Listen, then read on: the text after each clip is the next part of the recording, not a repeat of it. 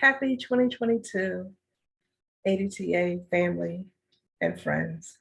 I am Dr. Angela M. Grayson, President of the American Dance Therapy Association, and I wanted to bring this greeting to help us transition into the new year with the new members of our board of directors. I also want to offer my sincerest condolences to those of you who have lost loved ones in 2021. Have a brief moment of silence for those who have transitioned on.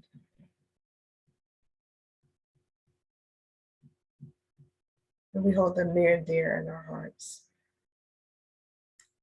I wanted to bring greetings to you today and just a brief message to help you learn more about who I am as a person and also as a leader.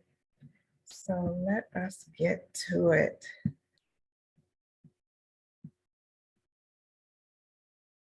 As I stated, my name is Dr. Angela M. Grayson, and I reside in Delaware, and humbled to be residing here on the land of the Lenni Lenape tribe, and also humbled to be from North Carolina on the Eastern Shore, land of the Cherokee Nation.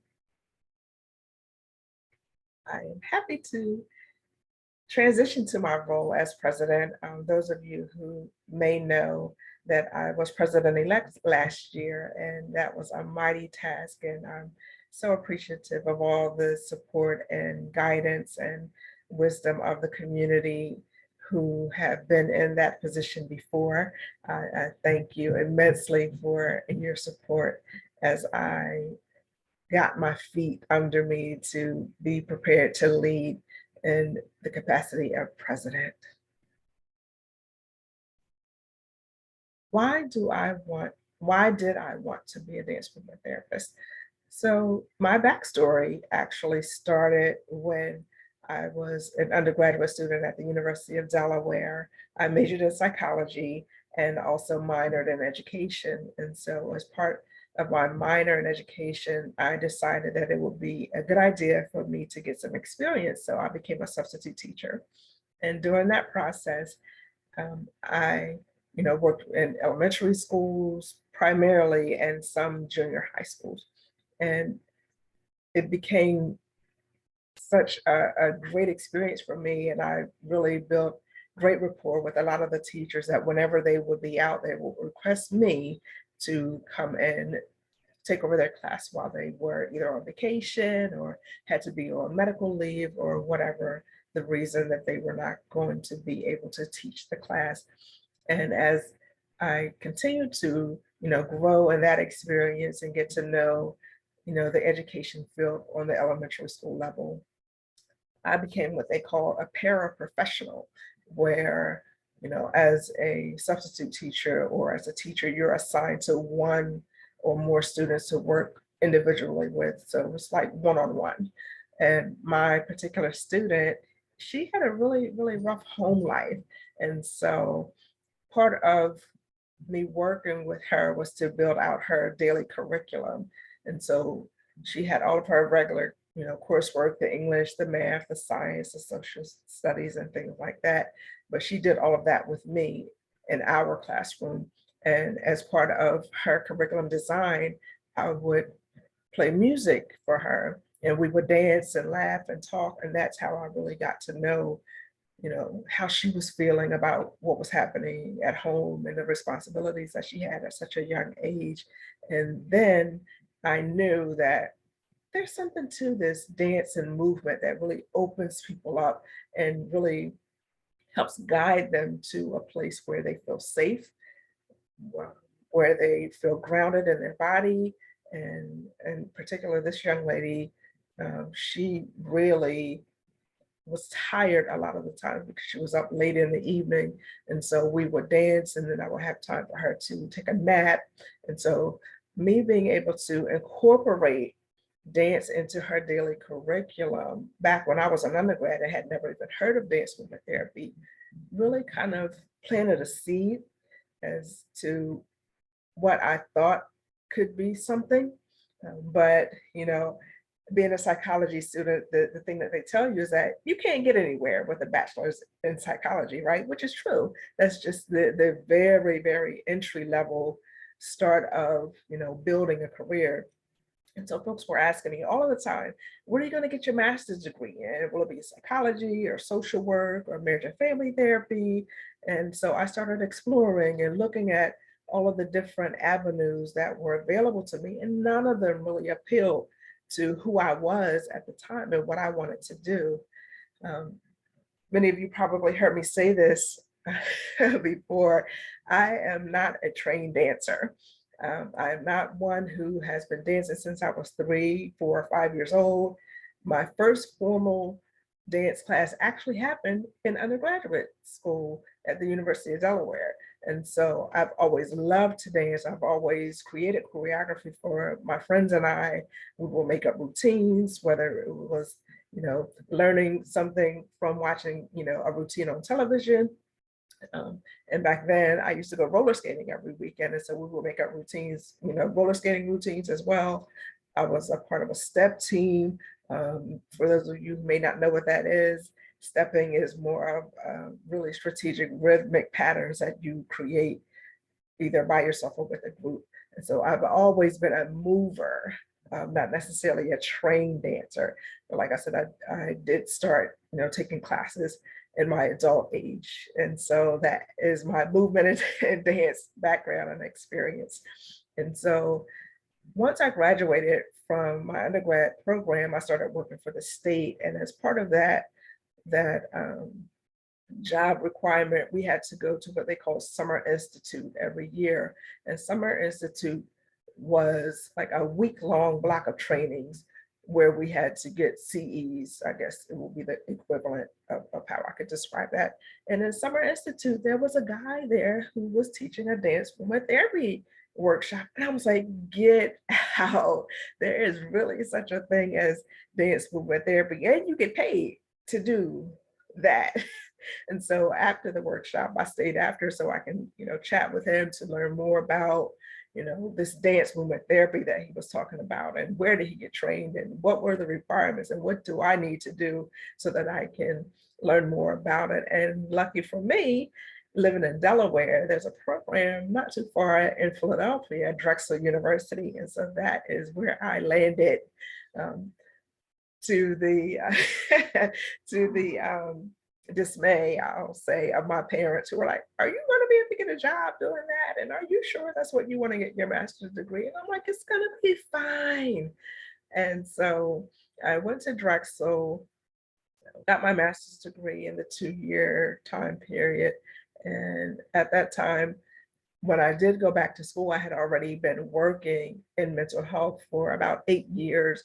I was running a community service apartment-based program with people who were being downsized out of the state hospital. So I would go to the state hospital, interview patients, and determine if they were a good fit for independent living in the apartment service program that I was running. So I had already had that experience, which really helps me in my dance movement therapy study to already come in with some, in the field training and knowledge of mental health, and, how, that can be debilitating for the person and their family and a community. And so that's how my dance movement therapy journey started. And here I am almost 20 years later. I can't believe I've been a dance movement therapist for almost 20 years. Next year will be my 20-year anniversary. But that is how I came to be a dance movement therapist. And I have never been happier to have made that decision back then, because it has served me well in many, many capacities, not just in terms of my clinical private practice, but also just in general in interactions with other people that I meet when I do, corporate trainings and different things like that. I'm always looking, how can I use my dance movement therapy skills to help progress the corporation's mission, or how can I help them develop a mission? How can I help them, team build or problem solve, or whatever I'm being called into their business to help them with. And so it's invaluable training and teaching that I use on a daily basis, really. So that is my DMT story. I also wanted to share with you today my core values. And I think this is important. Like I said, I want you to get to know more about who I am, what I believe in, what's important to me as a person and as a professional in the field. And the first core value I want to share with you is connection. My business name is Good Fruit Expressive Arts Counseling and Psychotherapy. And the reason that it is called Good Fruit, because in the Bible, in Matthew chapter 17, it talks about people being known by the fruit that they produce. And so my belief is that everybody is inherently good when they're born, and then we get exposed to our parents and society and our friends at school and systems and different things like that, and that tends to shape our mind and our thinking and who we think we are, who we believe we are, in terms of building our core values. But mine has always been about connection. It's important to me to have a solid, decent connection with people, because I feel personally that we are all interconnected. Like there's no human experience, or there's no thing that happens outside of us being connected. We don't have to necessarily have the same experience as somebody else, but we can empathize and we can offer support and encouragement and things like that. Which brings me to my next core value of spirituality. My belief and my core value of spirituality is that any connection or interaction that we have with another person is a spiritual connection and interaction. Now, when I say spiritual, I don't mean religious. Um, what I mean is that there's an exchange of energy, and in dance movement therapy, we really look at how we connect with people. Either we're attuning or we're clashing. So that's what I mean when I say spiritual connections with other people. Either you attune to them, meaning you draw closer to them and you enjoy their presence, or you're clashing, like you're rubbing up against each other and it's not a good fit, right? And my third core value is peace. If you have had a conversation with me or been in my presence, you know that I value peace. I tell people all of the time, I don't know what's going on out there, but my goal and my job is to not let it disturb my peace of mind and my inner peace. And I have pretty much been that way my whole life. I am really calm in chaos, and I'm really calm in disorder, and I'm really calm when everybody's energy is high. I'm usually the one whose energy is lower. So I kind of balance the atmosphere in that way. And I've had many, many clients say, oh my gosh, every time I come into your office, it is so peaceful. Or every time we have a session, even through Zoom, I just feel at ease and at peace. So peace is very important to me. Also, joy. I love to laugh. I love to, interact in a positive way. I love to have a good time.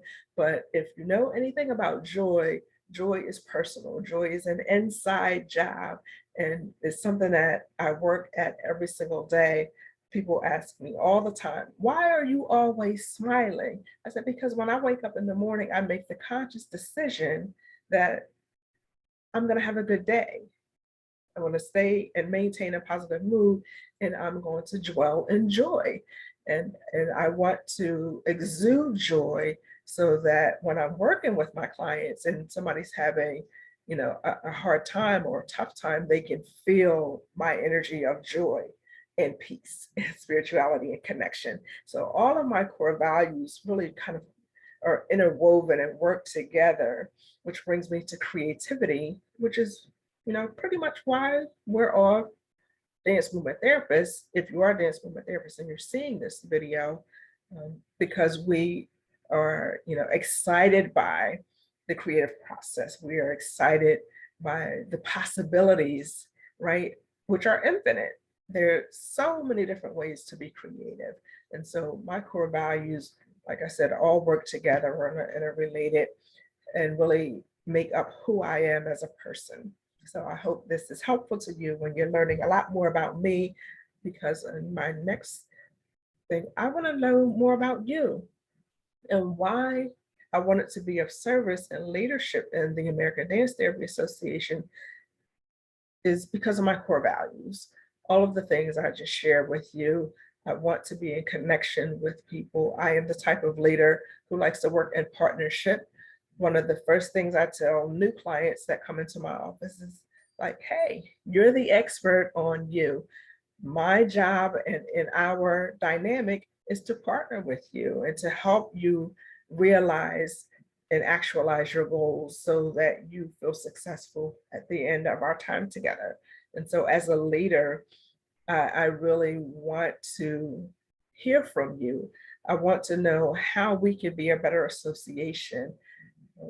I really want to be of service and really kind of elevate dance movement therapy, because that's the progression, right? We can't go back 56 years, 57 years now to the beginning, and we can't go 57 years in the future. We can only focus on where we are right now to prepare for what's to come and those who are coming behind us.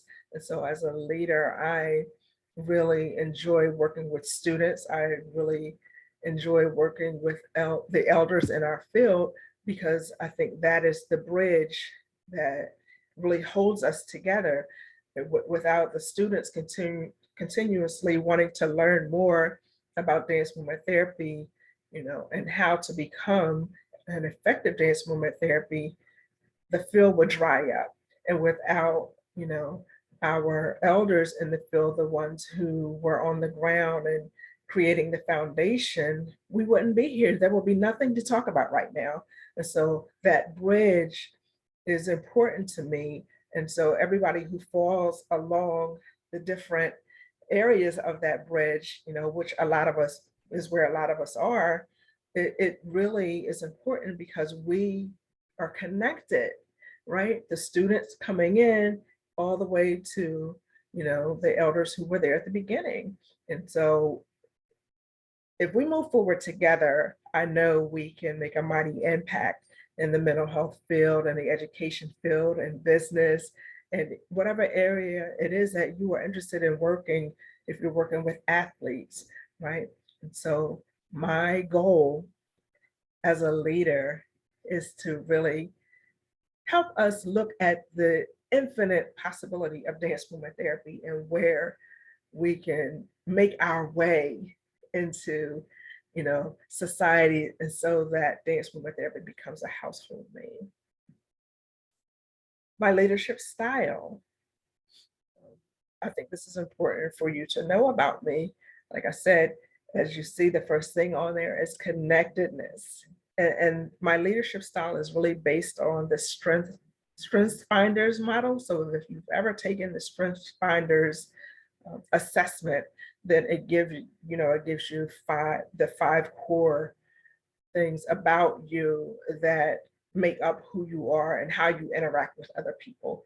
So connectedness was the first thing that showed up on my Strengths Finders assessment, which is no surprise because back when I was sharing about my core values, connections was high on the list, right? It was the first thing. And so again, I believe that we are all linked. We are all connected in some way. And so if we work at finding the ways that we are connected versus focusing on the ways that we are different and disconnected, I think we can move along more efficiently and, more lovingly. I'm also a learner. I do have my PhD in clinical psychology, and I'm always looking to take more certifications. I was just talking with my business coach the other day, and she was asking what are two things that I would like to accomplish by the end of this year. And I said, well, I have two certification programs that I purchased probably over a year ago that I haven't even started yet. And so I would like to get those completed by the end of the year. So I'm always in a perpetual state of learning And as a leader, I think that's a great quality because I don't know everything. I don't profess to know everything. I don't want to know everything. I don't want the burden of that. And so as I'm continuing to learn and grow, I hope that you will join me in continuing to learn and grow. I'm also a maximizer, and maximizing for me is to empower you, right? It's not about me being the president or the board of directors being the leadership hub of the association, as much as it is about the members and our supporters, our friends. And so the way that I see myself as a maximizer is I am an encourager, right? I encourage people every single day to really go outside of their comfort zone if that's what's necessary to create opportunities for growth, but also to empower people in their thinking that, try. You may surprise yourself. We all have capabilities beyond what we think. We all are stronger than we think we are. We're smarter than we think we are because we are our own critic, right? You have the inner voice that always tells you, be careful, be cautious. You might not want to do that. But if we listen a little bit more to, the voice that says, go for it, really put yourself out there and see what happens, then I think we would be surprised by that. And so part of my leadership style is to maximize those opportunities for us individually and collectively as an association. Um, the next thing is strategy. I love creating alternative solutions to situations that may arise. I think there is always more than one way to solve a problem. I don't want us to get stagnant or stuck in, well, that's the way we've always done it. That's fine, but can we at least try to do it in a different way? Because we may get different results and better results than, staying where we were. Again, like I said, I really want us to take opportunity for growth and for moving the profession forward. And so being strategic about how we are moving forward and creating alternative opportunities and spaces and things like that will not only expand our profession, but it will also expand our reach and our association in the marketplace. And last but not least, intellection. I am very introspective. I tend to listen a lot more than I talk. And so most people who have been around me will say, oh, I didn't realize you were so funny, like when I do talk, or, or I didn't realize that, you really knew so much about a lot of different things. Like I said, I am a perpetual learner, so I'm always reading and, getting information in, but I'm really quiet. I kind of sit and kind of view the space and take it in and listen to what's going on and process. And sometimes that drives people crazy because I don't respond right away because I like to take my time and process information before I give a response. So I'm not a reactive person. I'm more of a person who is introspective and really try to take my time to be as helpful as I can by processing information before I release it. My goals as president in this first year, and many of you know that the presidency is a 3-year term, and so I'm only focusing on the year 2022 because I don't know what's going to happen in the future, but I know what I would like to see happen this year. So I can only focus on right now and where we are now and where I would like to see us by the end of the year. Like I said, simple. I want us to work together in collaboration. You don't have to agree with me all the time about everything that I say. That's not teamwork. That's not collaboration, because that means that I'm the only voice that's speaking. And I want to hear your voice. I want to know what your thoughts are, what your ideas are. And so I would really love to build relationships with a lot of you. A lot of you I know, but many more I do not know. And so my focus and goal for this year is to, you know, be more present, right, as the leader and as the president of the association, so that we can build relationship. I'm telling you more about me, being open, um, letting you inside to what's happening in this head of mine. And I would really love to learn more about a lot of you. I also want to increase community connections. And so I will be popping up here and there doing videos. I am also open to doing a fireside chat. I'm also open to having town hall meetings, so that increases our community connections as an association. I think that is really important.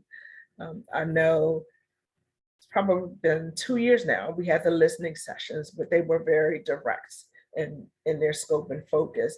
And so having those opportunities though to hear from the membership, I think is important. So stay on the lookout for invitations to come and join us for a town hall where, you know, we welcome your questions and, you know, your ideas and opinions. And they may be more structured, they may have a focus and a topic, but we still want to hear from you. Hot topic.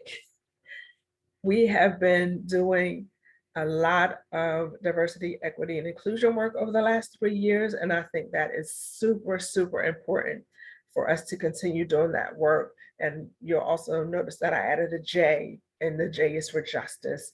We as an association have become, like many other associations, it's not germane to us, but we have become a microcosm of what's happening in the larger society. And because that is the case, we have opportunity, because we are a small microcosm of that, we have opportunity to exact change. And by that, I mean looking at, you know, places where we have not been as diverse, as equitable, um, have really looked at justice. If there are things that have been unjustly done, we're not looking at how to best address those things. And so I want us to be more inclusive. I want us to be more open. I want us to be more honest with each other and with ourselves. It starts with you, right? Doing your own internal, you know, workings and looking at, you know, where am I being judgmental? Where am I being racist? Or where am I being, you know, discriminatory? Where am I being, you know, unforgiving of people having their own way of doing things, people having their own ideas and concepts that are different from mine, which is okay, because we're all individuals, but we share a collective experience, and that's, we are all dance movement therapists. But that doesn't mean, like I said again, that does not mean that we all have to agree all of the time. But what that means is that we need to create a space of openness, a space of respect, and a place of true community.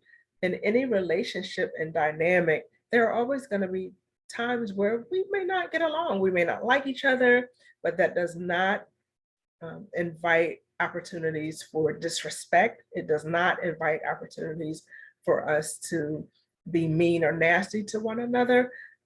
What I hope that we are able to do as therapists is to look at situations with our colleagues and our students in the same way that we would work with a patient, a client, or a student.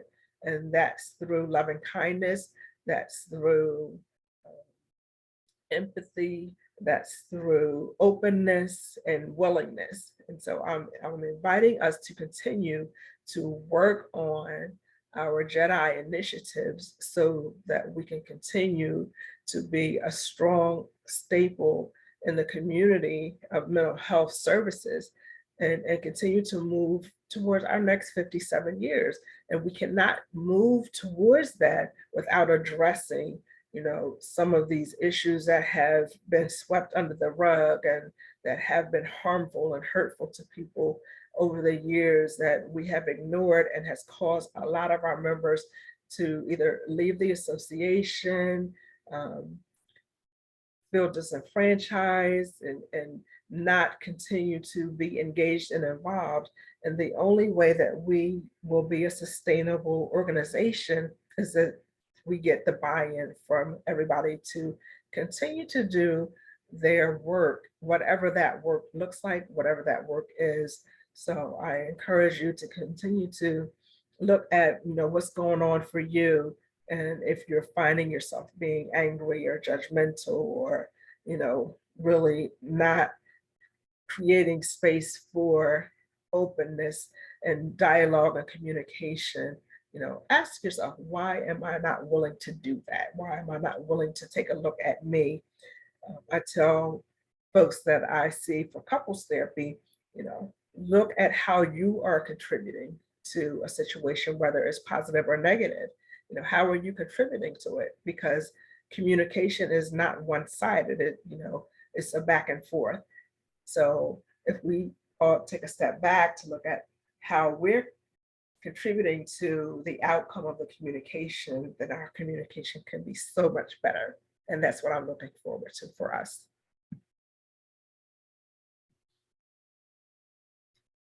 Also, I would love to increase community awareness. And I mean, we are dance movement therapists, right?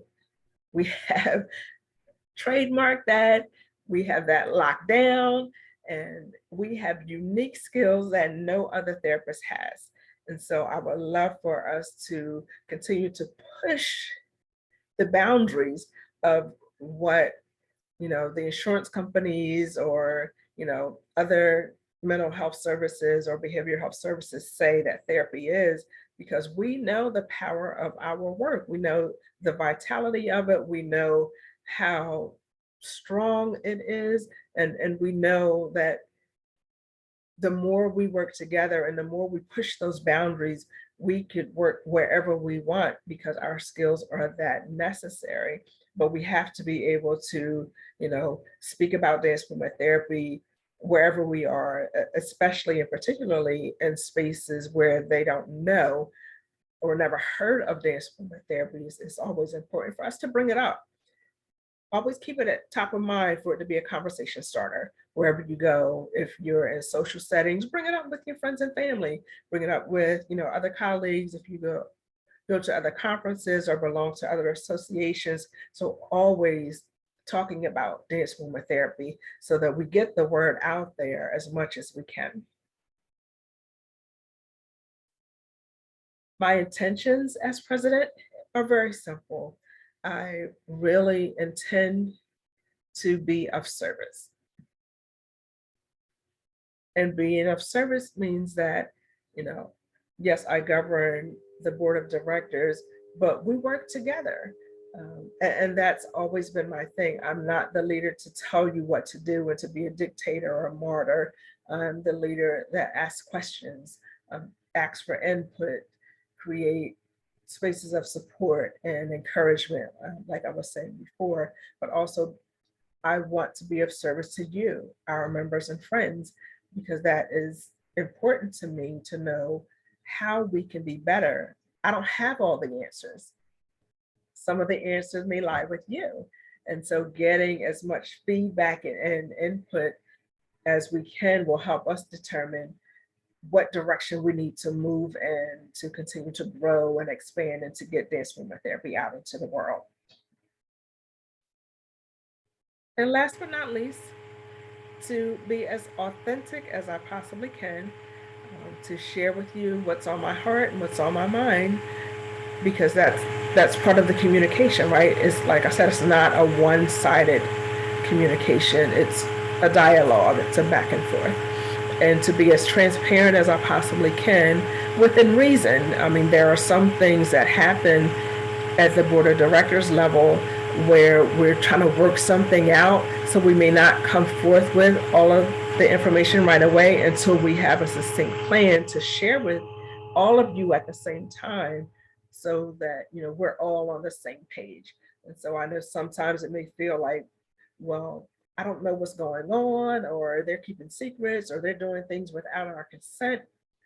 Believe me, that is not our intention at all. Our intention is to present to you quality information that has been researched, that has been, discussed and thought about, and really taken to heart so that we can present information in a way that can be received by everyone all at the same time.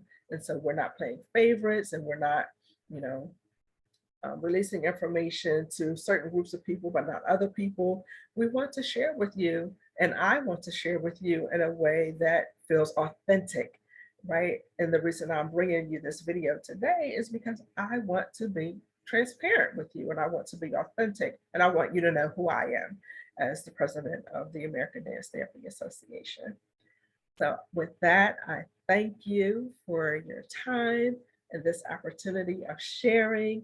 I hope that you have learned something about me that is appealing to you, and that we have many, many more opportunities to come together and talk and to get to know one another, because that's what's important to me. I want to know more about you as you continue to get to know me better as the president. With that, enjoy the rest of your day.